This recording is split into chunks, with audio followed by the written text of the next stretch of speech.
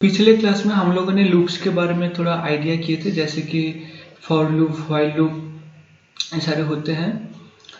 तो अब हम लोग जो पाइथन में करने वाले हैं यही से स्टार्ट होता है मेन प्रोग्रामिंग इन पाइथन। अभी तक हमने सिर्फ इसका जो क्रैश कोर्स था, क्रैश कोर्स मतलब जो basic idea related to Python, जिसका वो ग्रामेटिकल स्टफ्स रहता है, मतलब कि ये जो मैंने कैसे लूप काम करता है, व्हाइल काम करता है, बेसिक आइडिया आज तक हमने गैदर किया। तो अभी हम लोग जो करेंगे, अभी पाइथन का प्रोग्रामिंग में हम लोग अभी इन्वॉल्व होने वाले हैं।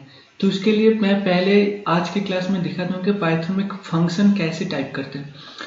याद तो होगा कि जब मैंने इस क्लास को स्टार्ट किया था तब मैंने बताया था कि कुछ सिस्टम को कुछ कमेंट डालना पड़ता है, माने कुछ इंस्ट्रक्शन डालना पड़ता है, राइट।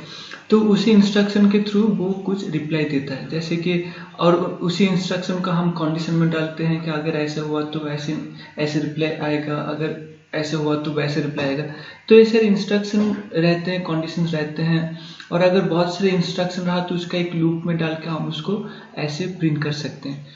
तो अभी ये जो इतने सारे चीज़ें हैं, जैसे कि कंडीशंस हैं, एक डेटा टाइप स्टोर करना है, वेरिएबल स्टोर करना है, लूप स्टार्ट करना है, कुछ कैलकुलेशन करना है, तो इतने सारे काम हम करेंगे कहाँ पर?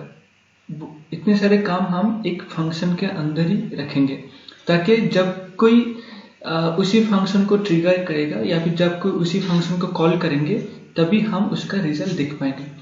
जैसे कि, तो पहले तो मैं डिफाइन करता हूँ कि क्या फंक्शन होता है। तो फंक्शन डिफाइन करने के लिए हम लोग को टाइप करना पड़ेगा DEF, मतलब डेफिनेशन या फिर डिफाइन। फिर उसके बाद फंक्शन का एक नाम डालना पड़ेगा, जैसे कि मैं अभी फंक्शन का नाम डालूंगा माई फंक्शन, कुछ भी। और फिर उसके बाद हम लोग उसको फर्स्ट ब्रैकेट और सेकंड ब्रैकेट से ऐसे क्लोज कर देंगे। क्लोज करने के बाद उसके बाद ही यहाँ पर जैसे हम लोग इफ एल्स कंडीशन लिखते थे या फिर कुछ लूप्स टाइप करते थे, कोलन डालते थे, यहाँ पर भी कोलन डालना पड़ेगा। और कोलन डालने के बाद जैसे दिख रहा है कि यहाँ पर थोड़ा सा इंडेंटेशन हो चुका है, मतलब एक स्पेस निकल कर आ चुका है। तो अभी यहाँ पर जो भी लाइन में लिखूंगा वो इसी फंक्शन में रहेगा। तो यहाँ पर मैं एक सिंपली लाइन लिखूंगा जो कि प्रिंट, और इस प्रिंट के अंदर एक स्ट्रिंग मैसेज जाएगा हेलो वर्ल्ड बोल के। अब मेरा फंक्शन तैयार हो चुका है। अब मैं इस फंक्शन को कॉल करूंगा। कैसे कॉल करूंगा? मैं सिंपली इतना ही कॉपी करूंगा, माई फंक इतना तक, कोलन को भी कॉपी नहीं करूंगा। फिर यहाँ पर उसको मैं ऐसे डाल दूंगा।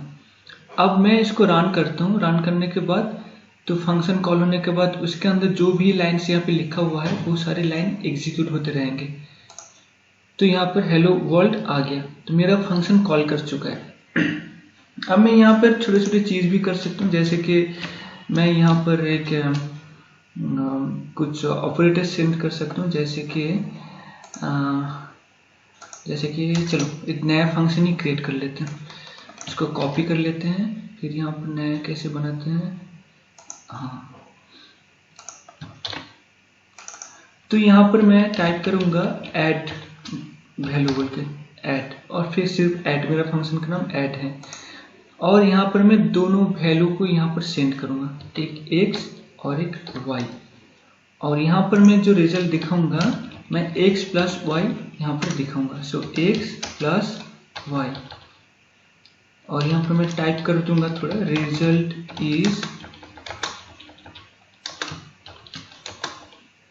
x प्लस वाई, और बीच में मैंने एक प्लस साइन दिया है। इसका मतलब हम एक नंबर को, यहाँ पर तो नंबर आएगा या फिर कुछ भी वेरिएबल हो, वो इस स्ट्रिंग के साथ कॉनकैटिनेट कर रहा हूँ मैं, जिसका वर्ड है कॉनकैटिनेट।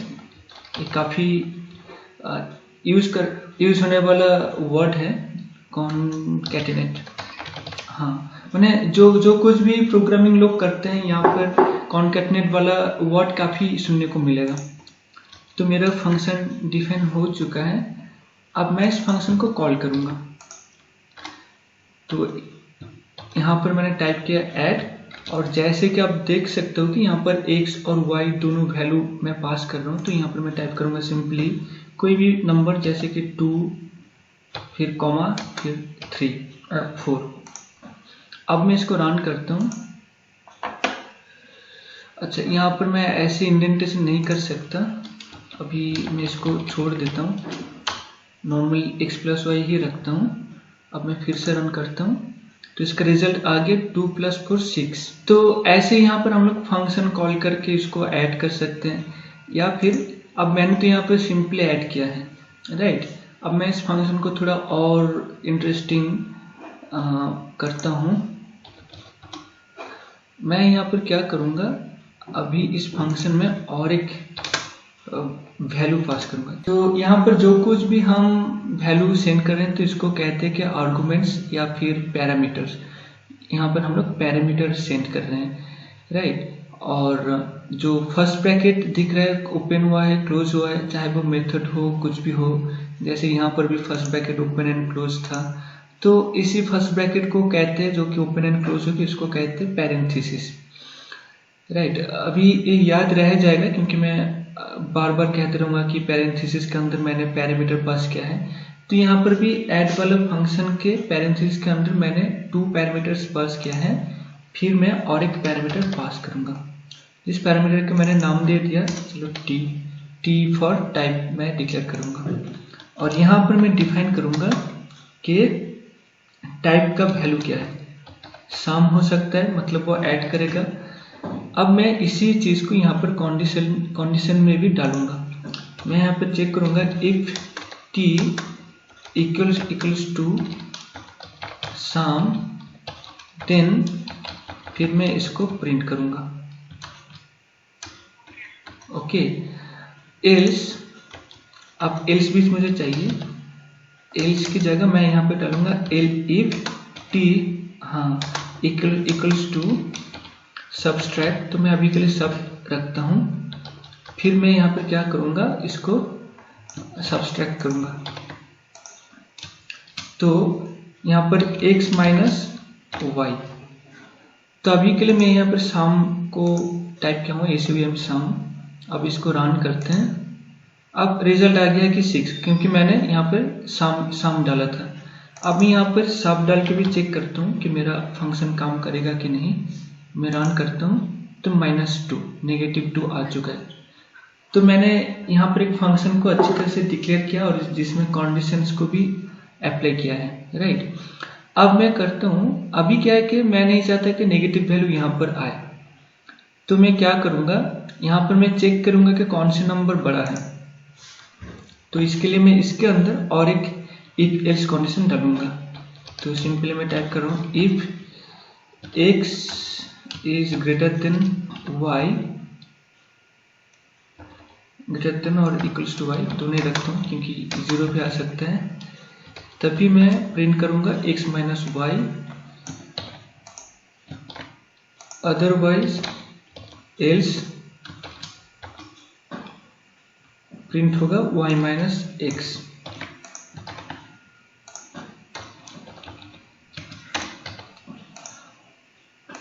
तो अब चलो इसको ऐसे रखते हैं, 2x को छोटा ही रखते हैं और y को बड़ा रखते हैं। अब मैं इसको रन करूंगा फिर से, क्या हो गया, अच्छा मैंने जावास्क्रिप्ट वाला सिंटेक्स यहाँ पर डाल दिया। हाँ, तो यहाँ पर क्या है कि मैंने जो जावास्क्रिप्ट का सिंटेक्स डाल दिया था, तो इसलिए यहाँ पर सिंटेक्स एरर डाल दिया। तो अब मैंने इसको हटा दिया, अभी इसको मैंने ठीक कर दिया और मैंने यहाँ पर क्या है कि सब्सट्रैक्ट करूँगा और x को छोटा रखा है और y को भी बड़ा रखा है। तो इसको रन करते हैं। अब रन करने के बाद वो सेकेंड वाला कंडीशन में आया और -2 की जगह +2 यहाँ पर रिजल्ट दिखा रहा है। तो ऐसे ही हम लोग एक फंक्शन क्रिएट करते हैं। अब मैं थोड़ा एक इंटरेस्टिंग फंक्शन भी क्रिएट करूँगा। चलो मैं चेक करता हूँ कि फ़ारेनहाइट टू सेल्सियस वाला जो कैलकुलेशन है उसको लेकर मैं एक फंक्शन क्रिएट करूँगा। तो यहाँ पर इसका जो ये है क्या बोलते हैं फॉर्मूला है, उसको मैं यहाँ से लूँगा, सेल्सियस में फिर टाइप कर दूँ फॉर्मूला।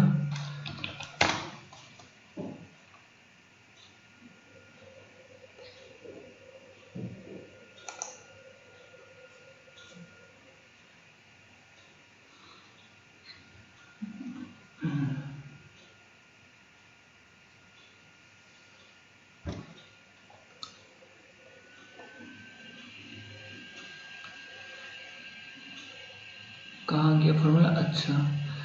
अच्छा यहाँ है फॉर्मूला। तो to convert temperatures in degree Fahrenheit to Celsius subtract 32 and multiply bye